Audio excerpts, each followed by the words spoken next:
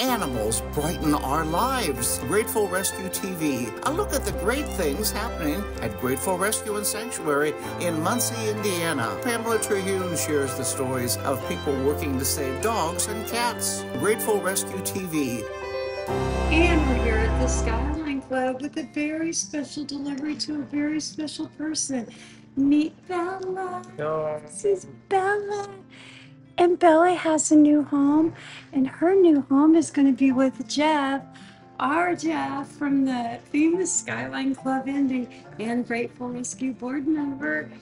And they already love each other. Here you go, Jeff. Come on. You see Bella? Bella is a little Yorkie we got from the Indianapolis Animal Control, and she is a very good girl. She's only 4 pounds, about 7, 8 years old, and she's already fallen in love with Jeff. They just met, and it's love at first sight. Oh yeah. What do you think? She'll fit in with my other gang at home. Okay, this is Bella when she first came to Grateful, and she's going to get a haircut. This is how she was surrendered.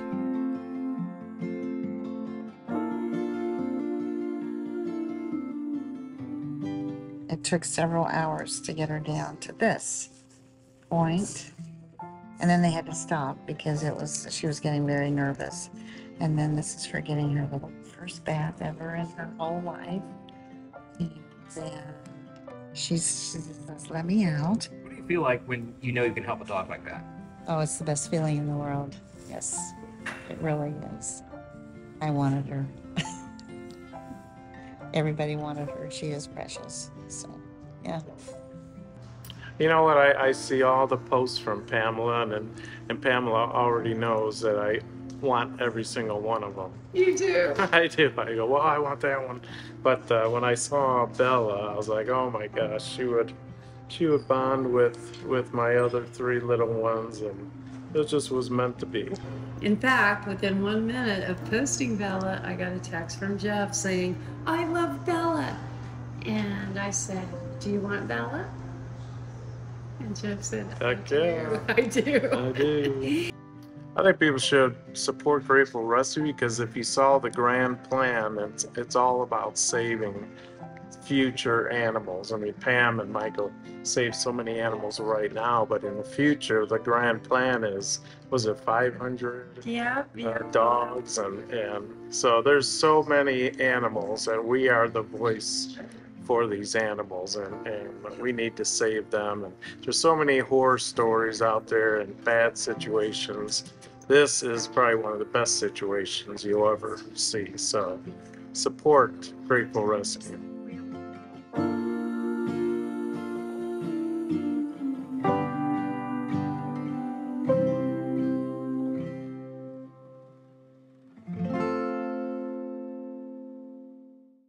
And continuing from the Skyline Club with the Grateful TV show, Tom Dock is with us. You know him because you see him on TV. Yeah. He's everywhere, let me tell you that. He is the communications director for Noah's Animal Hospitals, and he has a slash. He's also the Pet Pals TV investigative reporter.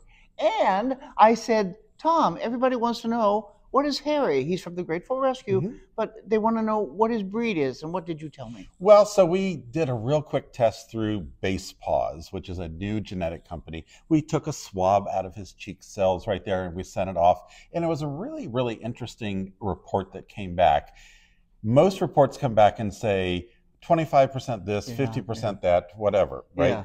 He came back with at... Wait. But I also want to say, people were saying, oh, he's a terrier, and he's Bichon, and so people were guessing, and I really didn't know, so that's why I turned to you. Okay, go ahead. Okay, give us the lowdown. The lowdown here is that on a scale of 1 to 10, with 10 being perfectly identical to that breed, he is a 9.9 Maltese. So almost a perfect Maltese. He just didn't stick the landing. Well, I love that. So you can, and I can see that now, especially since he's groomed, and you can see him a little bit better. Yeah. Why is this important? Not just so that you know the breed and you say, people, well, this is what it is. Why is it important to know? You know, if you would have asked me that question 10 years ago, what would have happened was I would have said, it's really not that important. It's for fun, right? But now with technological advances, we can actually sequence an individual dog's DNA, their whole genome, down to the point where we can see if he's carrying certain disease markers, okay, certain problems. Now, I will tell you, it's not perfect yet, but Harry, out of 210 different disease markers, he's not carrying a single one. Almost perfect. You're almost perfect. Do you know that? You're almost perfect, except he needs a dental. I'll tell you, we're going to do that next. That, yeah. Well, you're just a wonderful, almost perfect little doggy. Thank you, thank you, thank you. My pleasure. It's Okay. Fun to learn these things. It is. So what should you do? You want to find out your dog's DNA. What would you suggest? Well, I would talk with your veterinarian first because they have the best options that are out there. There's several companies out there, just like with people genetics and people DNA testing. There's going to be some companies that are really good, some that are really bad, huh? And so talk with your veterinarian about what the best one is. You can do it at home with a cheek swab, or you can go to your veterinarian and have blood drawn too. Okay. So either way will work. 99.9. You're Maltese. Got to stick the landing. And we'll be back with more on Grateful Rescue TV. What's my DNA? Well, I don't want to know that. Lee Borders is a Dalmatian breeder who got into reputable breeding by a breeder of merit out of New York who is retiring from breeding. That's where she got her first Dalmatian, Sam, the mother of these two pups you see here, Ditto and Persephone. I had Dalmatians back in the 80s and always loved them. So I had wanted to have more. And after I got, a few years ago, I finally got my female, my older female, who's her mother. And I actually bred her to both of their father. And we did a breeder swap. So I got him out of the other breeder's next litter that was non-related to my female. And then Tori got Persephone out of the first litter. Victoria Gill took Persephone and raised an active and amphibious pup. So I started showing her, and she was getting more confidence off the dock. What it is they're on a dock, and then they judge. I mean, there's multiple water sports, but the dock diving is judging based on how far they jump from the dock, so it's a distance. And then there's like lap dog, where if I think it's shorter than 20 inches, obviously she's bigger than that, so she's in the big category. Her first year doing it, she qualified for regionals, which was out in Iowa. And then she actually ended up qualifying for nationals too. And so she has her little leash on that says regionals here, but she did amazing her first year and she's loved it ever since. Persephone's spotted little brother Ditto is as fast as lightning and has numbers to prove it.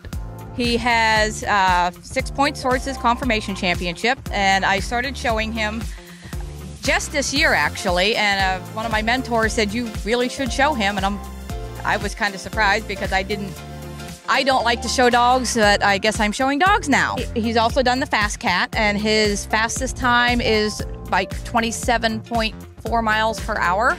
So he's really quick. And he was in the top 25 for Dalmatians out of over 200 Dalmatians for the Fast Cat ranking this past year.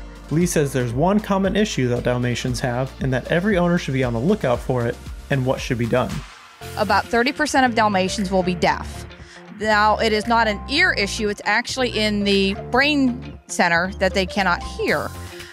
So I take them to UC Fetch Lab in Cincinnati when they're 6 weeks old and have them tested. And what they will do is they'll put a probe in the base of each ear and one in their forehead, and they will test the brain waves when they put a little sound hearing device in their ear to see which brain waves are active. We asked what advice they would give to anyone getting a Dalmatian.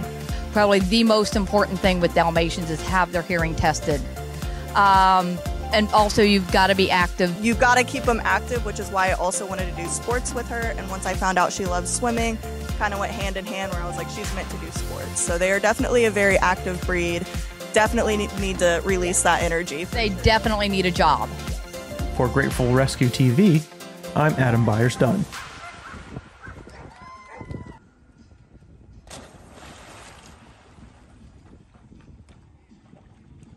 We're building a place where homeless animals find forever homes.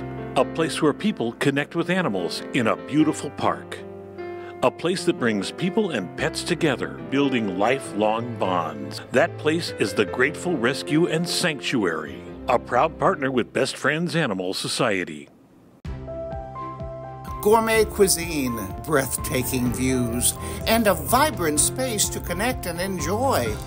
Skyline Club Indy, 36 stories high above downtown Indianapolis. Join the club today and enjoy an elevated experience. Take part in a full schedule of events and special gatherings.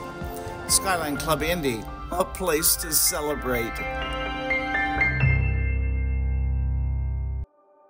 We're here at the Red Key Veterinary Clinic with Dr. Zach Wasson, and he is the Grateful Rescue veterinarian, and he has saved many lives for us at the rescue. And he is here today to talk about the importance of spay and neutering. It's not just for birth control, is it? It's a great question, Pam, and it's a very common conception that I hear from people that they think it's good for the dog or the cat, but it usually tends to be a dog issue. To let them go through a heat cycle or at least have one litter of puppies. The reality is that if you want to breed dogs and have dogs, and if you do it responsibly and ethically, it's still necessary because we want to have good dogs, as pets, for a long time to come. The reality is that we have a problem more often than not with overpopulation with pets, and so the question would be, is it just for anybody to do? And the reality is no, not really.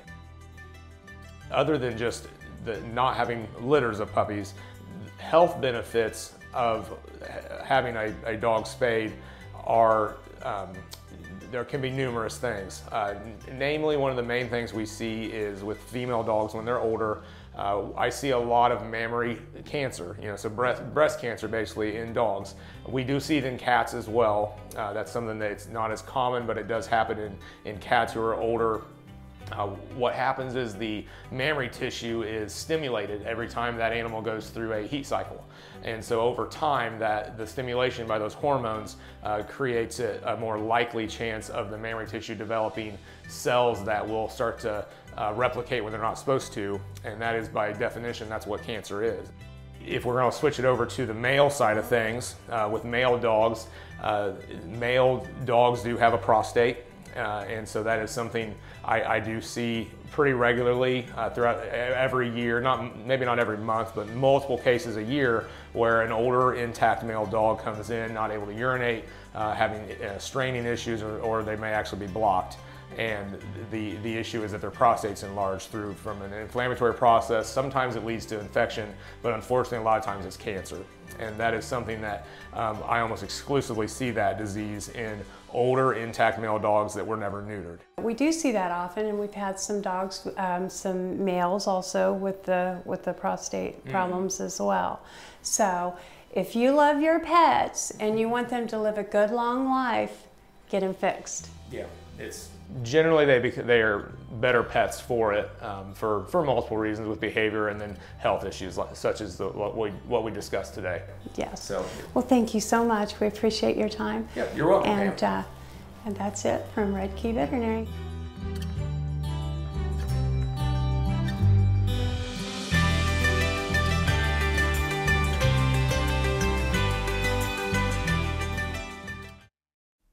Nancy White started volunteering for Grateful Rescue back in the summer of 2023 to help Pamela train her newest set of puppies when her own personal tragedy had struck. So I was doing puppy class, and that's when my dog got ill and passed very quickly. And there are just so many dogs out there that need help, and you can't look at it like, well, they might go to another home, and I get attached and it'll be too hard to let them go. You can't look at it like that. You have to look at it like you're helping them on that next path. Pamela asked Nancy to hospice foster Izzy, who's had a rough journey, but still has a spark of life. Pam found Izzy in an overcrowded shelter in Indianapolis that was a kill shelter, and she had a big mass, a big mammary mass. So Pam got her out, brought her home. They had the mass removed, and it was cancer. And they gave her 6 months to live, and that was a year ago. So Pam didn't put her up for adoption. Pam was just going to give her a home for that last 6 months. And Izzy kept getting better and better and not worse and worse. And after a year, Pam thought, well, I think she's going to be fine. But she didn't want to put her up for adoption because of her diagnosis. And I was looking for a dog to foster, and Pam said, would you be interested in taking Izzy, knowing what her prognosis is? And I said, sure, I'd love to have Izzy. And I had just lost my dog, and I was looking for company, and I was looking to volunteer, and so everything just kind of came together, and she's been a good fit. Having Izzy has been wonderful. She's a lot of company. She has a lot of personality. You can tell she loves being here. She's part of the neighborhood watch, and when she goes out into the backyard with the squirrels and the birds and all those, she wants everybody to know there's a new sheriff in town. Being a hospice foster parent, Nancy knows her time may be short with Izzy, but she wants to give her the best life she can give her while she's still on this blue planet. I think the difference is because it's a foster and it's not a dog that you've had for 10 years. So you have that attachment and you want the best for her. But you have to be willing to make what time she has left the very best. You can't just say, well, no, that's too hard for me. Well, it's not about me. It's about Izzy. And if Izzy can do it, I can do it. So Izzy and I, we're going to do this together. I saw something the other day that said, you know, your dog was only with you a small part of your life, but for them it was their whole life. And you kind of forget that. And if you can just give them just that little part, you're giving up so little to make such a big difference for them. I like it. Nancy believes that Pamela is doing the hard work that is necessary to keep dogs like Izzy out of kill shelters and in homes to live out the rest of their lives. I honestly don't know how Pam does it. I don't know how she hears the stories that she hears. I have a lot of gratitude for what she does. And once you learn that there are that many dogs and cats in need, fostering is such a small thing that you can do to help, but it's a thing that you can do to help. One of the reasons I brought Izzy home with me is because Pam always has that need to take in other dogs. And so if you can help Pam with the dogs she's taking in, that just means Pam can take in more dogs. For Grateful Rescue TV, I'm Adam Byers-Dunn.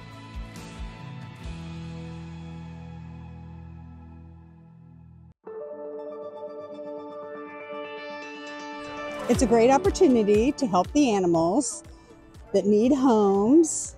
Great way to meet lots of loving dog people. Yes, like-minded people who are friendly, love to help animals, pitch in. Absolutely. We have a lot of fun out here. Really do. How long have each of you been volunteering for Grateful? Oh, ever since I started. Yep. This is sweatshirts from day one. Yep. Same with this one. Of course, I do take it off and clean it every now and then, but no. Sorry, cut that out.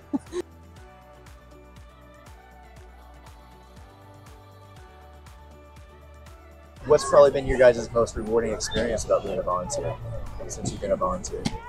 Seeing all the animals that have been rescued and gotten into great homes. It's very rewarding. And seeing how it's grown. Grateful is becoming more and more out to the public and getting more people aware of Grateful Rescue, and still trying to get the ground broke and get our sanctuary set up. This is Inca. What's Inca's story? Inca doesn't like men. She was kept in a cage in a garage all through COVID. And she just got out, and that's why she's a little growly right now. She's just getting socialized. It's okay. And it's dogs like her that need to get out and find their homes, good homes. And we just rescued Frankie last year. He was on a puppy mill. Yes. And a farmer was going to shoot him. Right. Because he said he was killing his chickens and cats.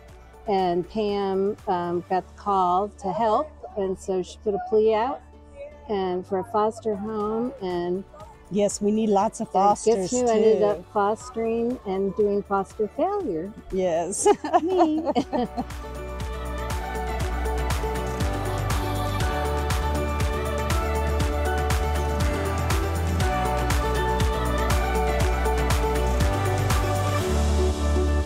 Thank you for supporting Grateful Rescue. And come volunteer with us.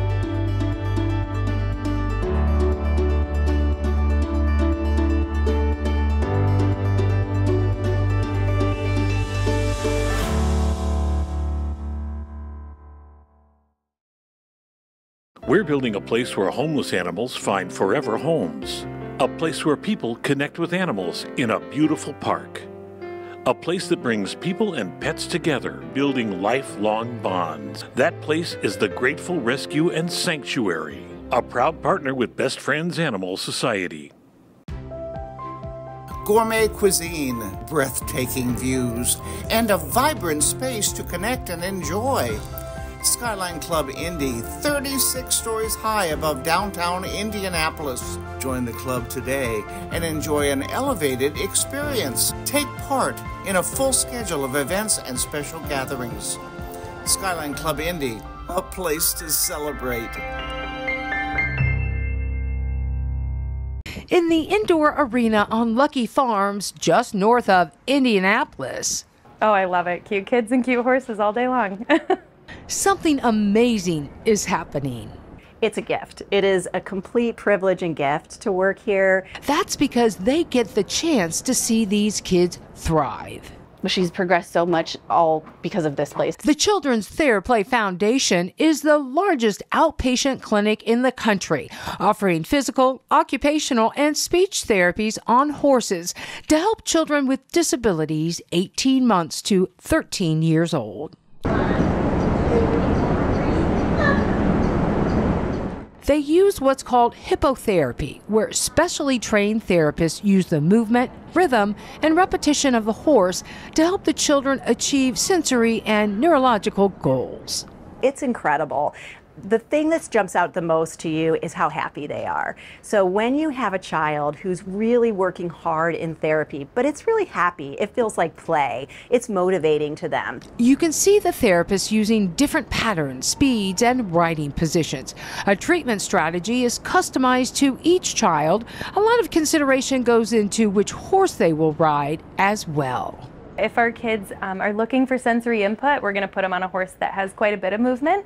Or if our kids just need a little bit of regulation, we might put them on a horse that has lower movement. But we're really specific on the size of the horse. Some kids do better on a smaller horse. Some kids do better on a larger, wider horse. For those who dedicate their lives to helping children using highly trained horses, this is truly a charmed place.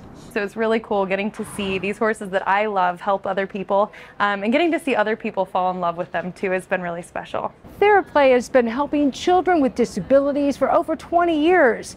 And when you ask the parents, they'll tell you they are forever grateful. How do we thank people that are helping our children grow like that? Diane Thompson's daughter Drew comes here twice a week, and she's just as excited to see the therapist as she is the horses. Do you see Miss Haley? Where is she? I don't know where Miss Haley is. Haley! There she is! When she first got here, Diane says her muscle tone was very low and her arms and legs had very little strength. But now Drew has gotten so much stronger and her confidence has grown too. I always want to say that these horses they should be called unicorns because they're just so magical with what they get kids to do. He was hungry! We love everybody here and Drew loves everyone. We're just so thankful to be a part of it. And I know there's such a long waiting list and we're thankful that we got in when we did and hopefully be able to stay and hopefully see her take those first steps. What Diane wants for Drew has happened here, and it's remarkable. I think the one that I really remember the most was seeing a little girl walk down the hall one time. And I'm like, oh my gosh, you're walking. And I was excited for her, but her therapist said, you don't understand what a big deal this is. They never thought she'd walk. Never is not a word they believe in at the Children's TheraPlay Foundation. You see, that's because these kids have the horsepower and the power inside them to move mountains. For Pet Pals TV, I'm Renee Jameson. Let's let Sam know about something even more urgent than his morning coffee. Hey Sam, did you know it's kitten season? Right now, thousands of kittens are in shelters across the nation, and they're in need of love and care. If you foster a kitten, even for a week, you'll be giving them the chance to grow up and find families of their very own. What's in it for you? You'll get to start your day with a smile, and your social posts will be way cuter too. Save some tiny lives today. Visit bestfriends.org/kittens.